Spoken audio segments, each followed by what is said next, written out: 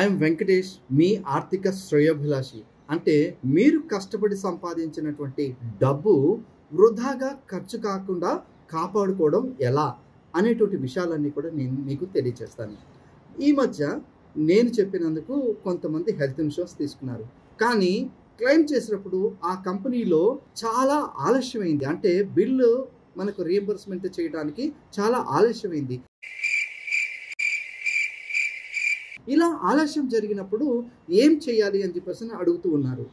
ఇలా ఆలస్యం జరిగినప్పుడు ఆ కంపెనీలో మన డాక్యుమెంట్ నిజంగా హెడ్ ఆఫీస్ దగ్గరికి చేరిందా లేదా అన్నది ఒకసారి చెక్ చేసుకోవాలి. ఒకవేళ చేరితే అన్ని డాక్యుమెంట్స్ అన్నీ కూడా అప్లోడ్ అయ్యాయా లేదా అనేది ఒకసారి చెక్ చేసుకోండి.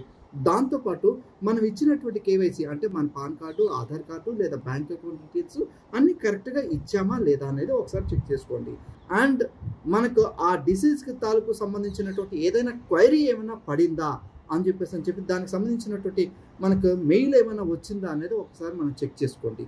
ఇవన్నీ కూడా కరెక్ట్గా ఉన్నా సరే క్లెయిమ్ రాలేదు అని అంటే ఆ కంపెనీకి సంబంధించినటువంటి ఆఫీస్కి మీరు ఫోన్ చేసి కానీ లేదా పర్సనల్గా కానీ మీరు విజిట్ చేస్తే క్లియర్ కట్గా మీకు రీజన్ ఏంటో చెప్తారు.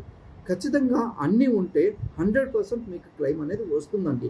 ఆలస్యం జరిగేటువంటి పరిస్థితి ఉండదు. ఓకేనా? ఇలాంటి మరెన్నో అప్డేటెడ్ విషయాలన్నీ కూడా మీరు తెలుసుకోవాలంటే మన ఛానల్ని లైక్ చేసి, షేర్ చేసి, సబ్స్క్రైబ్ చేయండి.